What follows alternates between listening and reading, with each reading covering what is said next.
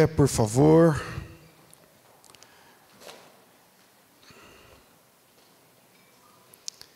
Ainda nesse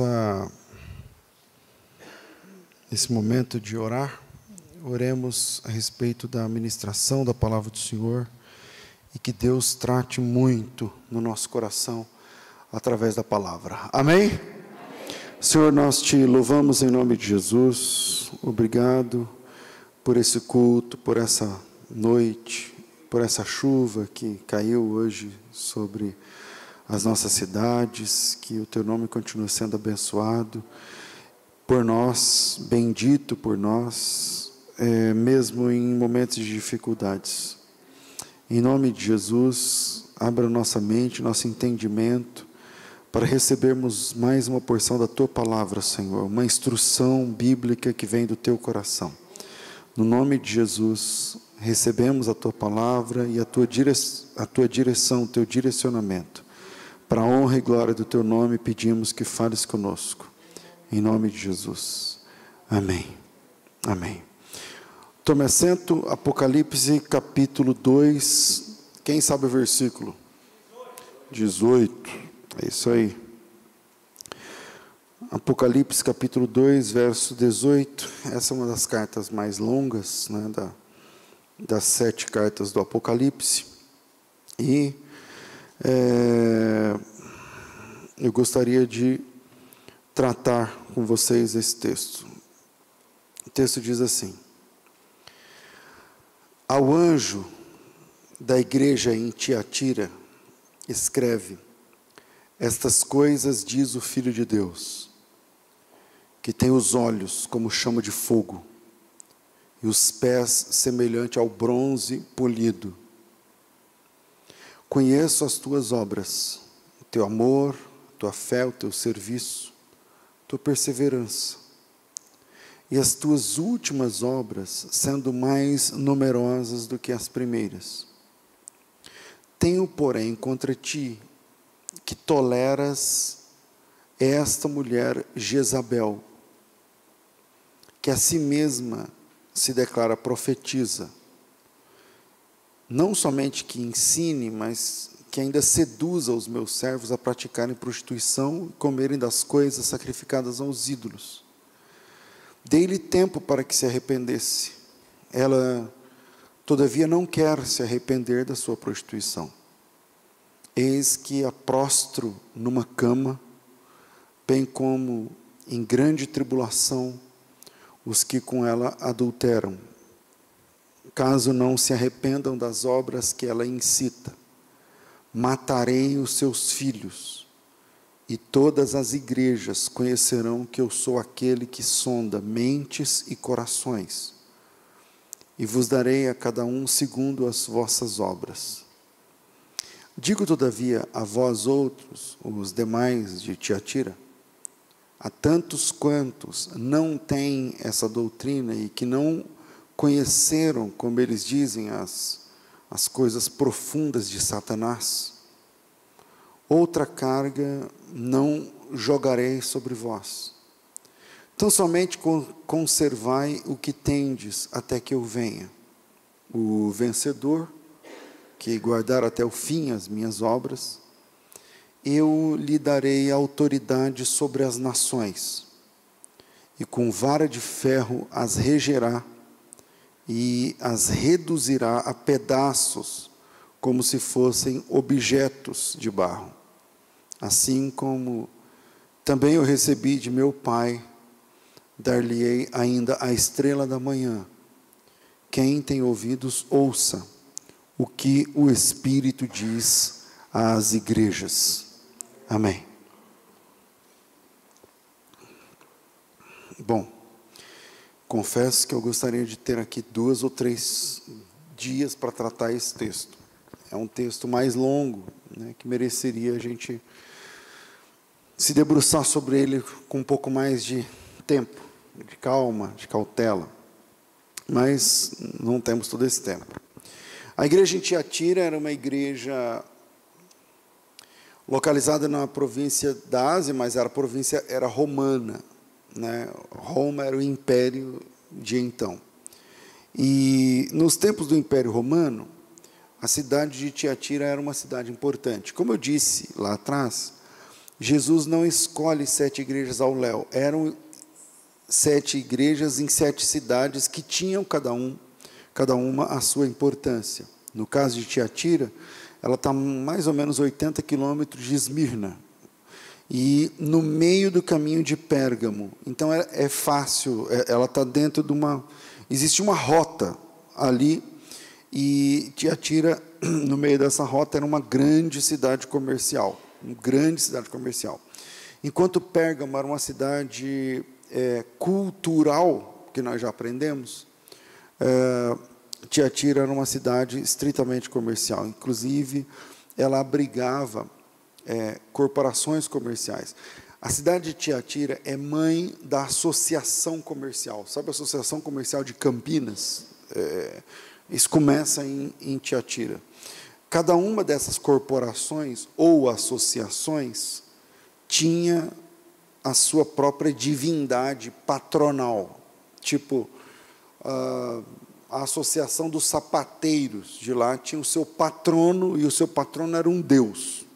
Entendeu? E o pessoal da metalurgia, porque Tiatira era muito famosa por trabalhar com o bronze e tal, eles tinham lá o patrono dos metalúrgicos. Enfim,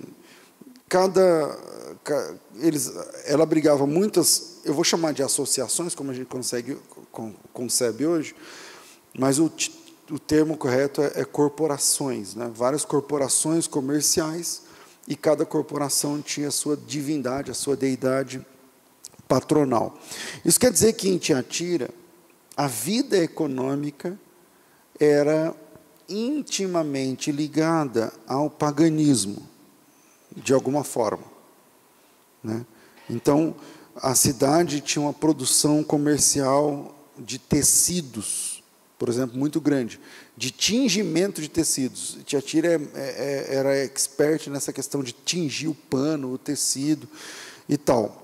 E, enfim, toda a vida econômica da cidade, organizada em várias associações, em vários clãs, enfim, possuíam ali seus deuses. Então, era praticamente impossível pertencer à vida social / comercial daquela cidade sem ter de abraçar um culto a um determinado Deus. Então tem o Deus da comida, tem o Deus da bebida, tem o Deus da roupa, Deus da chuva, enfim, um panteão de deuses, mas dessa vez ele está incrustado na vida comercial. E uma vez introduzido em uma dessas associações, que tinha patronos que eram deuses, era esperado que o indivíduo participasse das festas, as festas pagãs, enfim, batizasse os filhos com os nomes pagãos. Enfim, é assim que funcionava naquela época. Eles traziam grandes banquetes naquela época.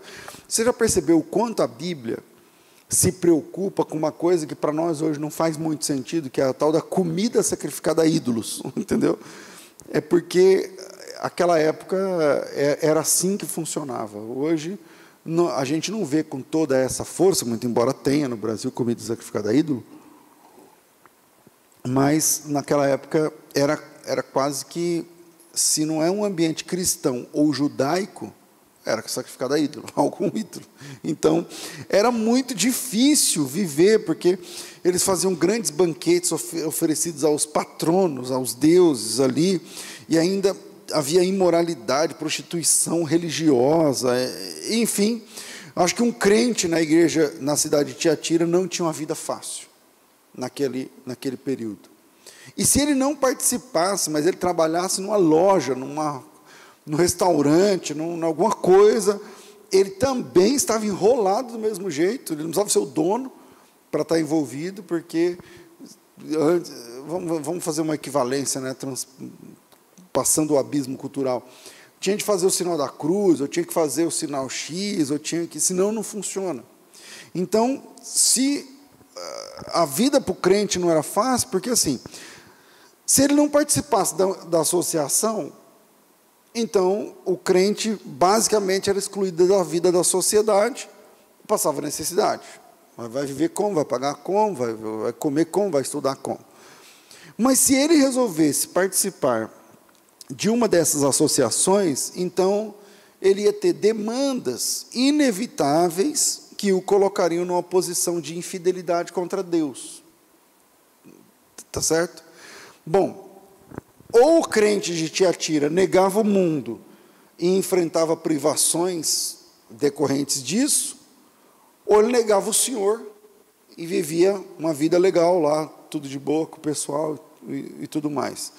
E nessa carta, Jesus se vira para a igreja em Tiatira, e é muito interessante, porque eu acho que é uma das cartas que Jesus mais elogia a igreja. E Jesus começa nessa carta fazendo vários elogios. Conta aí quantos são. Versículo 18, isso diz aqui, o Filho de Deus, né, que tem os olhos como chama de fogo, tal, tudo mais. 19, eu conheço as tuas obras. Isso já é um elogio? Ok, conheço suas obras. Então, número 1. O que mais? O teu amor, tua caridade. Isso é o número 2. O que mais? Fé. Esse é o número 3. O que mais? Olha lá. Serviço, que é número 4. O que mais? Perseverança, ou não, vocês estão lendo.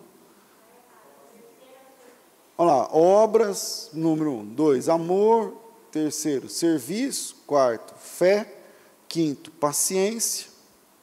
E 6, esse texto aí é o seguinte, não sei se dá para colocar como né, dos 6, se é 6, mas Jesus está elogiando que os últimos movimentos deles, as últimas obras deles, são maiores, são mais do que as primeiras. Quer dizer que está melhorando, né? Está trabalhando mais agora do que era antes. E isso é meio que o contrário da nossa cultura. Porque o crente, quanto mais tempo de crente, mais vagabundo espiritual. Entendeu? No começo é uma benção, 20 anos depois, murcho. Então, são 5 ou 6 exemplos que a gente precisa procurar em nós, se nós temos tudo isso para apresentar. Quer dizer, se você recebesse uma carta de Jesus, sabendo que Jesus começa elogiando as coisas boas, será que a gente receberia essa lista? Jesus elogiando o seu serviço. Quem acha que Jesus elogiaria seu serviço? Levanta a mão. Vixe. Não sei, acho que eu acho. Eu não quero parecer, como é que fala? Soberbo. Mas eu acho que Jesus ia falar, o seu serviço está legal. Eu acho que ele ia ter muita coisa, tinha mais coisa contra para me falar do que a favor. Mas o serviço. Quem acha que Jesus elogiaria a sua fé? Tem alguém que fala, minha fé? Tem alguns.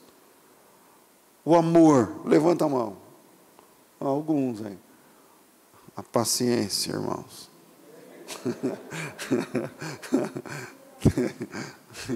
Vai murchando, né?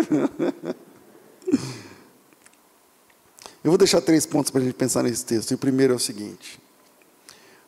Está transmitindo hoje aí? Tá, então, um abraço aos nossos irmãos que estão acompanhando pelo YouTube, que eu nunca lembro de falar, né? Então, às vezes, quando eu lembro, está aí. Então, um abraço aos nossos irmãos do YouTube aí. Eu vou deixar 3 pontos para a gente pensar nesse texto, e o primeiro deles fui ver aqui no YouTube, acabei saindo. A obra de Deus é feita com intencionalidade. A obra de Deus é feita com intencionalidade. É intencional. Não é sem querer, não é, não é porque... Eu acho que o crente, hoje, ele ele espiritualiza tudo. As pessoas esperam algum tipo, por exemplo, de toque divino para servir a Deus de fato. É muito comum você chegar em alguém e falar assim: irmão, e aí, por que está murcho aí? Porque, não, pastor, porque eu não senti de Deus. Tipo assim, ó, Deus falando aqui procura apresentar-se a Deus aprovado, como obreiro que não tem do que se envergonhar, que maneja bem a palavra da verdade, e de fazer discípulos de todas as nações, batizando em nome do Pai, do Filho e do Espírito Santo, né, buscando a estatura do varão perfeito, ensinando a guardar as coisas, enfim, ide por todo mundo, prega o evangelho a toda criatura. Tipo, não vale. É como se as coisas que a Bíblia diz para a igreja não são pessoalmente a mim. Se Deus quiser que eu obre no reino de alguma forma, Ele tem de se virar, tem de aparecer para mim, tem de usar profeta, tem que falar meu nome, sobrenome, RG, tem que ir na minha casa, e mesmo assim, tem que usar o pastor, mas além de tudo isso, precisa ter algo sobrenatural. Algo sobrenatural. Não é só uma profecia, ou pastor, ou uma... Não. Bíblia nem se fala. Não é com Bíblia que Deus vai me convencer. Esse é o perfil dos crentes da nossa geração. Uns crentes com coração duro, e Deus tem de se virar nos 30, para que ele pare e fale: então tudo bem, então eu vou dar dízimo. Não, então tudo bem, então eu vou dar oferta. Não, então tudo bem, então eu vou, esse ano eu vou pegar mais firme, porque Deus fez o trabalho dele bonitinho, Deus mandou um profeta, Deus falou não sei o quê. E aí eu fico sem entender, e talvez essa mensagem seja importante para você entender isso. Primeiro, a obra de Deus é feita de forma intencional, é feita com intencionalidade. As pessoas esperam um toque divino. Elas entendem, as pessoas da nossa geração, alguns de vocês aqui sentados, entendem que o trabalho do reino é privilégio dos especiais. De alguma forma, tem algumas pessoas que são especiais na igreja, ou para a igreja, e isso é um privilégio deles, é uma batata que eles têm de descascar. Só que isso é um erro. O trabalho de Deus, a obra de Deus, está disponível para todos os crentes. Na Reforma Protestante, um dos pilares das 95 teses de Martinho Lutero é resgatar a Bíblia, né? Então, existe um tópico, um ponto das 95 teses de Lutero que defende a universalidade, o sacerdócio universal de todos os crentes. Depois dá uma pesquisa nisso que eu estou falando. Sacerdócio universal de todos os crentes. O Martinho Lutero defendia isso. Por quê? Porque a igreja romana, ela dizia que o ministério era privilégio para poucos, que o serviço cristão era privilégio para poucos. Então você dependia de um cara, que estava em algum lugar, a missa era em latim. Aliás, aqui no Brasil, há poucos anos atrás, a missa era em latim. Há menos de 100 anos atrás, a missa era em latim. Aqui em Campinas, a missa 100 anos atrás era em latim. Você está entendendo? Então, era só privilégio daquela meia dúzia. Só que isso é uma heresia. A obra de Deus é feita de forma intencional. O texto que nós lemos aqui está Jesus fazendo 5 ou 6 elogios para uma igreja plantada num lugar onde era difícil ser crente. E Jesus se volta para a igreja e está dizendo o seguinte: eu conheço, aliás, viu como Jesus se apresenta a essa igreja? Viu como ele se apresenta a essa igreja? Ele fala o seguinte: ao anjo da igreja de Tiatira escreve: estas coisas diz o Filho de Deus, que tem olhos como chama de fogo, Então Jesus, ele se apresenta como aquele que tudo vê, que vê tudo e todos. E Jesus se apresenta fazendo elogios aos irmãos em Tiatira. Eu sei o seu trabalho, eu sei o seu amor, eu sei a sua fé, eu sei o seu serviço a Deus. Porque quem lê em português, lá naquelas 6 elogios, parece que trabalho e serviço, né? Trabalho e serviço. As palavras gregas por trás daquelas 6, vamos trabalhar com 5, aquelas 5 elogios de Jesus, é ergon, trabalho, daí vem ergonômetro, né? Ergonômico, sei lá, tal. Ergon é trabalho. Agape, que a gente fala sempre ágape, né, em português, mas é que o grego não suporta a primeira sendo a sílaba tônica, né? Então não é agape, não é ágape, é agape, não é ômega, é omega, enfim, mas o pessoal fala ágape, tudo bem. Então, ergon, ágape, pistes, que é fé, e diaconia, daí vem diácono, por exemplo. Quando você vê que num lado fala trabalho, outro fala serviço, trabalho é ergon, ou seja, é um trabalho que nem sempre pode ser algo espiritual, mas defendendo o reino. E o próximo é diaconia, que é o serviço para Deus, o serviço onde você serve a igreja de Deus. E a perseverança, a palavra talvez rupomone, talvez, essa eu não lembro de cor, mas é a palavra que tem a ver com a perseverança, com o cara que suporta. E aí Jesus fecha esse ciclo de elogios, dizendo, eu estou vendo tudo isso de vocês, e que as últimas obras de vocês são mais numerosas que as primeiras. Ou seja, em outras palavras, vocês estão crescendo no serviço. E esse é o ponto de partida dessa carta de Jesus. Ele está elogiando uma igreja que pode funcionar como um exemplo para mim, para você, dizendo, as últimas obras são mais numerosas. Jesus pode falar isso para mim? Jesus pode falar isso para você, irmão? As suas últimas obras são mais numerosas do que as primeiras? Responda sinceramente, para você e para Deus. Então, o meu convite é o seguinte, seja um obreiro intencional no reino de Deus. Intencional. Ajude onde precisar de ajuda. Entenda onde precisa de ajuda e vai lá e socorre. Quando eu me converti, eu comecei a pregar rápido, assim. Eu falo pregar, não é pregar, eu estou dividindo aqui em tópicos, explicando como era a cidade. Eu não tinha nenhuma competência disso daí. Mas eu pregava, tudo que eu sabia na Bíblia, eu falava em 5 minutos. Então, eu falava muito rápido, e tal, beleza. Mas para mim, eu já pregava, né, naquela época.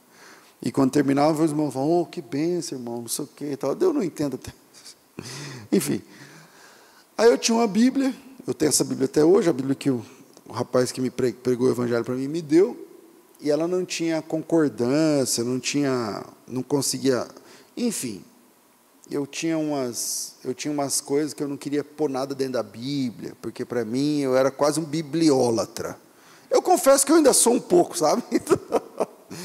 Se tiver uma Bíblia com folha dobrada, a Vanessa sabe como é que eu fico. Sabe? Enfim. Aí, eu pegava o texto, lia à tarde, por exemplo, tal, e aí eu montava na bicicleta e andava. Olha, a uns 15 quilômetros, mais ou menos, na areia. E aí, com o dedo assim na Bíblia. E no guidão. Porque se eu fechasse, já era. Até achar, só na outra inspiração que Deus me desse. Aí eu chegava lá na igreja, era uma congregação bem pequenininha, a Vanessa conheceu, bem pequenininha. Devia ter uns 3 bancos de cada lado. 4 bancos de cada lado, sei lá. Eu acho que nem tinha lado. Tinha uns 4 bancos assim no meio, só. Desse tamanho aqui a igreja, né? Mais ou menos.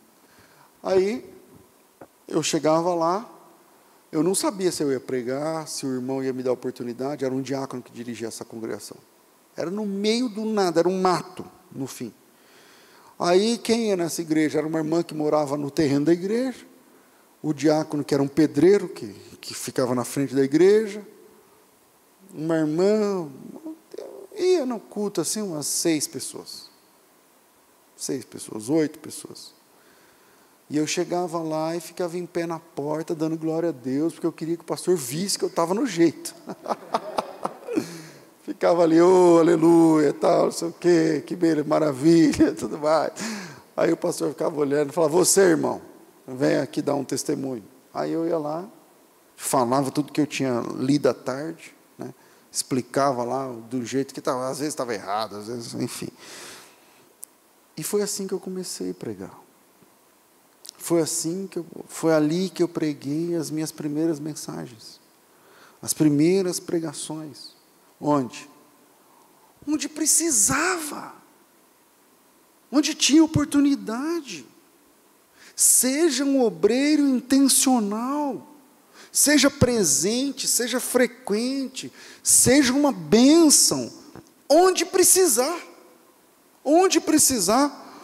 O reino de Deus tem demandas técnicas, tem demandas que não são tão técnicas, tem demandas braçais, tem demandas espirituais, tem demandas legais, tem demandas teológicas, tem demandas. O reino de Deus tem demandas. Qualquer coisa que você pode marcar a vida das pessoas, qualquer coisa, fazendo qualquer coisa. A irmã tem um filho agora, por exemplo, a irmã está com câncer. Como que chama? A mulher do Jonas. Ela parou de dar mamar para o neném. Tem alguma irmã que dá mamar? Tira o leite do peito, guarda, entrega. Está aqui, irmão, o leite do peito. O menino parou de mamar. Você acha que não vai fazer diferença naquela casa, naquela família? Seja intencional. Veja o que está faltando. Veja onde você se encaixa. Veja o que você pode fazer. E eu estou dando exemplos do dia a dia. Isso é fazer a obra de Deus em nome de Deus. Esse menino vai crescer e amanhã, 10 anos depois, vão lembrar, se Deus curar a irmã vai falar, olha, quando eu precisei, você mamou o leite dela. E que bênção. A obra de Deus é feita com intencionalidade. É você olhar e você dizer, bom, aqui está precisando de fé. Então eu vou ser a fé que eles precisam. Eu vou ser a materialização da fé que eles precisam. Aqui está precisando de amor. Então eu vou ser o amor. Eles vão perceber o amor a partir da minha vida aqui. Aqui eles estão precisando de serviço. Então eu vou ser o braço estendido, e vou chegar na hora, e vou terminar, e vou concluir, e vou pagar, e vou fazer, e vou pintar e bordar, eu não sei. Eu sei que quando Jesus se vira para uma igreja, plantada numa situação complicadíssima, ele diz assim, assim diz aquele que tem os olhos como chama de fogo, aleluia. Eu sei o seu trabalho, eu sei o seu amor, eu conheço a tua fé, eu sei a tua diaconia, eu sei o seu serviço prestado no ambiente de culto, eu sei a sua perseverança, e que as últimas obras que você tem feito são maiores do que as primeiras. Seja um crente intencional, para qualquer coisa, mas para qualquer coisa. Qualquer coisa.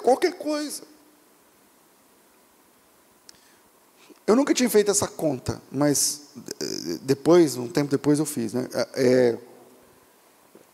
Teve um dia que deu uma chuva, lá em Três Lagoas, onde eu morava, mas uma chuva. Lá em Três Lagoas não tinha, agora estava melhorando, não tinha saneamento básico. Quer dizer, toda casa tinha uma fossa, porque não tinha esgoto. Entendeu? Então você faz a casa, tem que ter a fossa. Tá aí tudo bem, toda casa tinha uma fossa. Eu mesmo cavei muitas fossas onde nós morávamos, está tudo bem. Só que tem um efeito colateral. Não tem saneamento básico na cidade. Então, uma loja tem a fossa da loja. É assim que funcionava. Só qual que é o problema? Quando chovia, não tinha... Como fala aqui? Tipo boca de lobo? Fala aqui? Bueiro, sei lá. Não tinha nada disso aí. Então, lá em Três Lagoas, tinha um ditado, eu não sei se ainda tem, que fala assim, a gente mora em Três Lagoas, mas quando chove, vira uma lagoa só. E era verdade. Emenda tudo, meu irmão, e você fica ilhado. E muito lá é moto e bicicleta. E aí, deu uma chuva daquelas que emendou as lagoas. Acabou. Aí a igreja sede era grande, e era culto de ensino. E aí eu falei, bom, eu vou. Estava frio, e chuva. E eu fui, meu irmão, com o guarda-chuva aqui, a Bíblia aqui embaixo do braço e a bicicleta. E eu fui. Quando eu cheguei lá, as minhas costas, por causa da bicicleta, estavam cheias de lama. Eu cheguei lá pingando lama. Eu falei, caramba, vou ter que... Não sei como vou ter que fazer. Beleza. Eu fiquei ali fora esperando dar uma secada, tal, embaixo da marquise. E ninguém chegava. Enfim, naquele dia, no culto estava eu, o pastor, mais uns 2 irmãos, na sede. Porque estava em calamidade assim a cidade. Destelhou casa, aquela chuva profissional. Aí, o pastor resolveu, ao invés de fazer o culto normal, né, subir no púlpito e ficar eu e mais 2 irmãos lá embaixo, ele falou, vamos fazer um bate-papo aqui na Bíblia. Eu abri um livro da Bíblia e ficamos tirando dúvida, foi uma delícia. Aí fui embora. Aí terminou o culto, ali oramos, tal, o pastor fez uma oferta, enfim, oramos, deu a bênção apostólica e fui embora. Fui eu, o pastor, eu e mais acho que 2 irmãos. Fui embora. Cheguei em casa, eu era solteiro, eu tinha 18 anos. Aí, quando eu cheguei em casa, tinha acabado aquela chuva, passou aquela chuva, foi só o frio. Era mais ou menos julho. E aí, a minha mãe tinha feito uma polenta com carne moída por cima. E minha mãe cozinha pra caramba. E aí, ela fez uma polenta e tal. E o meu pastor era viúvo. E lá no ensino, lá que ele estava falando, ele falou, não deu tempo, porque hoje eu nem consegui sair com o carro, eu ia fazer compra, não sei o quê. Aí, a hora que eu peguei a comida para orar e comer, eu falei, o que o pastor vai comer? Não consegui comer. Não consegui dar a primeira colherada. Falei, mãe, faz um prato, eu vou levar lá no pastor. Aí peguei a bicicleta de novo. Minha mãe fez a marmita. Peguei a bicicleta de novo. Atravessei de novo a lama. Cheguei lá, eu já tinha tomado banho para jantar, né? Eu cheguei muito cheio de lama. Aí sujei tudo de novo. Cheguei lá, toquei a campainha. Aí o pastor estava de pijama. Meu pastor era velho, ele tinha aquele pijama inteiriço de velho. Sabe? Aí o pastor estava de pijama, ele acordou, olhou assim, falou, aconteceu alguma coisa, irmão? Eu falei, aconteceu, eu preciso falar com o senhor. Aí desceu, aí eu entreguei a sopa para ele, ou a comida para ele. Eu nunca vou esquecer como ele recebeu aquele prato de comida. Não é pela comida, ele não estava passando fome. Mas eu entendi que naquele momento, naquele frio, naquela hora, um velho que não tinha esposa, aquela polenta ia dar certo para ele. A obra de Deus, a gente faz com intencionalidade. Esquece esse negócio de que Deus tem que encher teu coração é enganoso. Esquece esse negócio que Deus tem que mandar um anjo, um sonho, uma profecia, um profeta, ou não sei o que lá, para amolecer seu coração. Não, eu não sei se eu canto, eu não sei se eu canto, não sei se eu toco. Você sabe tocar? Sei. Então vai tocar, meu irmão. Você sabe pregar? Então vai pregar. Você sabe limpar? Então vai limpar. Você sabe orar? Então vai orar. A obra de Deus se faz com intencionalidade. Amém, igreja? Amém. Segundo, eu já tinha que parar. Eu vou falar no segundo. Eram 3, né? Segundo, a tolerância é o primeiro passo para a decadência. Tiatira, uma igreja pujante, crentes comprometidos, disse Jesus. Igreja sofredora, não obstante o sofrimento, mas era trabalhadora, plantada numa cidade complicada, e nesse contexto foi que surgiu a autodeclarada profetisa Jezabel. Não dá para saber se Jezabel era o nome verdadeiro, era o codinome, o nome pode ser fictício, eu até acho que é, que estava seduzindo os crentes de Tiatira a comerem dos banquetes sacrificados aos ídolos. Lembra lá do começo da história? Que cada instituição comercial tinha seus patronos, e quem não fazia parte não comia. E aí, a Jezabel é a mulher que representa o pessoal. Não tem nada a ver, porque se não for assim, não vai comer, se não sei o quê, e tal, não tem nada a ver, e Jesus chama isso de conhecer as coisas profundas de Satanás, lá no versículo 24. Numa cidade onde, para se viver socialmente, era preciso se associar a um deus pagão, Jezabel é a mulher que não vê problemas em um nível de associação. Afinal, se não for assim, a igreja vai ser perseguida, se não for assim, é melhor assim do que assado, e tal, e talvez ela apoiasse seu ensino em alguma vertente do dualismo grego, né, que enxergava a matéria como má, o espírito como bom, então não tem tanto problema. Eu disse isso logo na primeira mensagem dessa série, né, a questão do gnosticismo e tal, e aí é que as coisas complicam, porque na prática, Jezabel induziu os crentes de Tiatira a participarem de todo o paganismo da cidade, com a desculpa de que com isso eles estavam sendo introduzidos ao conhecimento das coisas e não exatamente a religiosidade. E as coisas se complicaram. Estou brigando aqui com o relógio, irmãos, eu não vou conseguir pregar, porque, não está nem na metade. Mas a questão é, vejam com calma, nesse texto, que Jesus estava acusando a igreja, não de prostituição. Olha com calma aí, Jesus não está acusando a igreja de se prostituir, nem de comer comida sacrificada a ídolo, coisa parecida, mas de tolerar uma pessoa que tinha esse pensamento, vou dizer aqui, progressista. Jesus está acusando a igreja de ser tolerante com alguém que pregava e defendia essas coisas. E Jesus está dizendo, eu tenho, porém, contra ti que você tolera fulana que faz isso. Não é que a igreja estava caindo naquilo. Alguns estavam, é verdade, mas era mais aquela pessoa. E para Jesus, a tolerância é um tipo de concordância. A tolerância é um tipo de concordância. Em outras palavras, o crente tem de se posicionar. Esse negócio de viver em cima do muro não combina com o cristianismo. Quando Jesus fala sobre a sua volta, é como se ele dissesse assim, você pode levar quem está do lado esquerdo do muro, e os que estão em cima do muro podem levar junto também. Eu só vou levar os que estão da direita.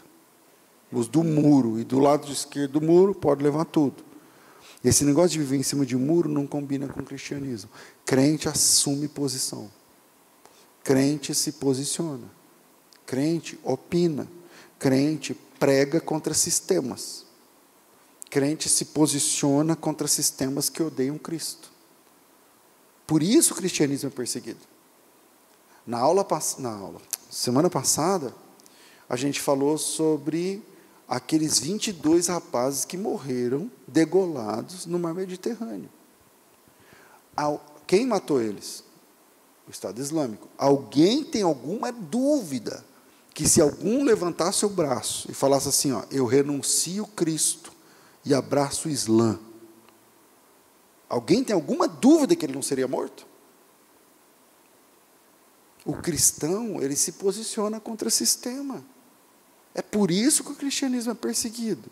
A tolerância que Jesus está condenando aí, ela tem a capacidade de amansar o crente. Amansar o crente. Eu vou para um texto bíblico e aí eu encerro. Não vou conseguir falar o resto por causa do horário. Mas abra sua Bíblia no primeiro livro de Samuel, capítulo. Eu mesmo nem estou em Samuel agora. Eu acho que é capítulo 17. Eu não sei o versículo, porque eu não estava pronto para falar disso aqui agora. Mas é o texto do Davi e o Golias.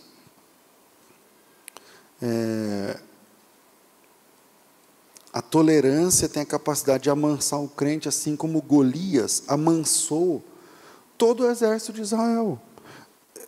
A gente não tem tempo para ler tudo isso, mas no capítulo 17, versículo 3, fala assim, os filisteus estavam no monte de um lado, os israelitas estavam no monte de outro lado. Tenta fazer essa visualização mental. E entre eles o vale. Olha aqui para mim. Um vale no meio, uma montanha aqui e uma montanha aqui. Então tem o vale aqui, uma montanha aqui, uma montanha aqui. Numa montanha está o exército dos filisteus, no meio é o vale, que é onde o pau vai quebrar. E na outra montanha está o exército de Israel. Visualizou? Beleza, vamos para frente. Saiu do arraial dos filisteus um homem guerreiro, cujo nome era Golias, de Gate.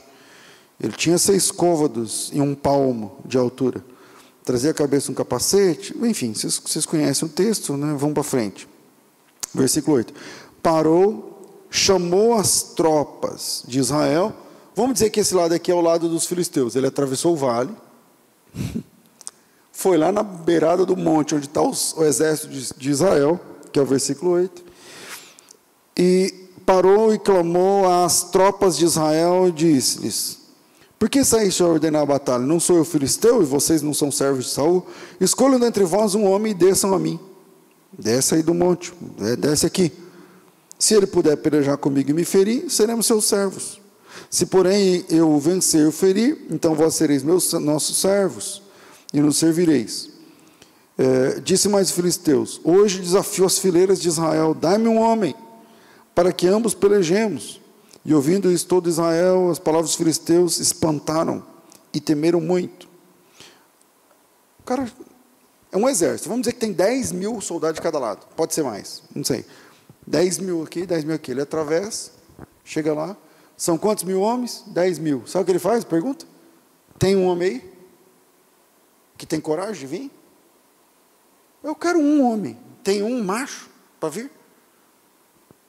E a Bíblia diz que todo mundo falou: caramba, o tamanho do escudo do cara, da mão do cara, o tamanho da cabeça do cara, meu. E tal. E aí a Bíblia diz que eles começaram a temer. Bom, vamos encurtar a história. Sabe quantos dias o Golias fez isso? Quem lembra? 40 dias. Ele fez isso o primeiro dia, aí todo mundo tremeu, ele fez o segundo. 40, mas era de manhã e à tarde. Deixa eu ver se eu acho essa... Versículo 16. Durante 40 dias, apresentou-se o filisteu, pela manhã e depois à tarde. São 80 vezes. E quer que eu te fale uma coisa? Que chega uma hora que o pessoal o quê? É isso.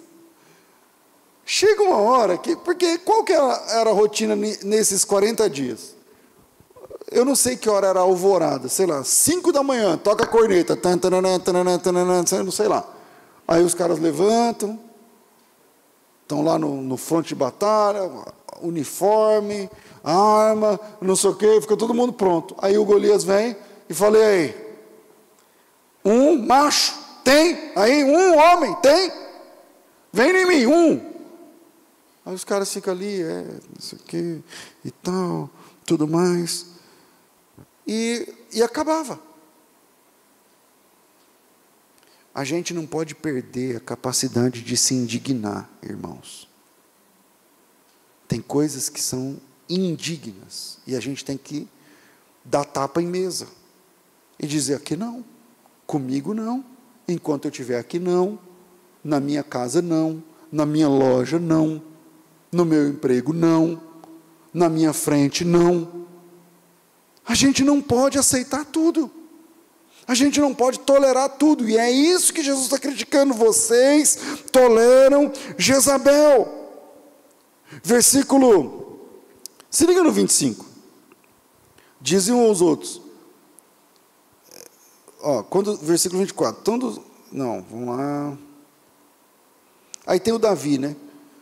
O Davi, que era um rapaz, foi lá levar, o Jessé tinha mandado ele levar lá queijo, comida, lembram lá para os irmãos dele que estavam lá oficiais? Aí o Davi estava lá levando, e no dia que o Davi estava lá levando as coisas, foi a hora certinha que o Golias chegou. E aí no versículo 23, estando Davi ainda a falar com os seus irmãos, veio subindo do exército o filisteu, o homem guerreiro, cujo nome era Golias, filisteu, e falou conforme aquelas mesmas palavras, e Davi ouviu. Esse foi a derrocada de Golias. Estava tudo bem, mas ele falou na frente de outro cara, um cara que não leva desaforo para casa, que é o Davi. E Davi ouviu. E aí o Davi perguntou para o pessoal, vocês não estão ouvindo o que ele está falando, não? E os caras, não, cala a boca, o que você foi? Fica na sua, porque o negócio aqui é bravo, tal, coisa, o cara é grande. E o Davi está dizendo, não, mas eles estão falando se tem homem aqui. E aí? Ele está perguntando se tem um homem. Não, meu, fica para quieto, não sei o que e tal. E o Davi falou, cara, tem eu. Só que o Davi tinha 17 anos, o Davi era um moleque, era pequeno e tal. Você está perguntando se tem homem? Tem eu aqui, já que ninguém tem esses 10 mil, ninguém fala nada, tem eu. E aí vocês conhecem a história do Davi e do Golias, porque Deus honra a fé daquele que não tolera as coisas que obram contra Deus. Então, eu vou ficar só nesse segundo, por conta do nosso tempo. O arrependimento, não, esse é o terceiro, cadê? A tolerância é o primeiro passo para a decadência. Jesus disse, eu tenho contra ti que você tolera Jezabel. Que Deus abençoe vocês, meus irmãos, em nome do Senhor Jesus.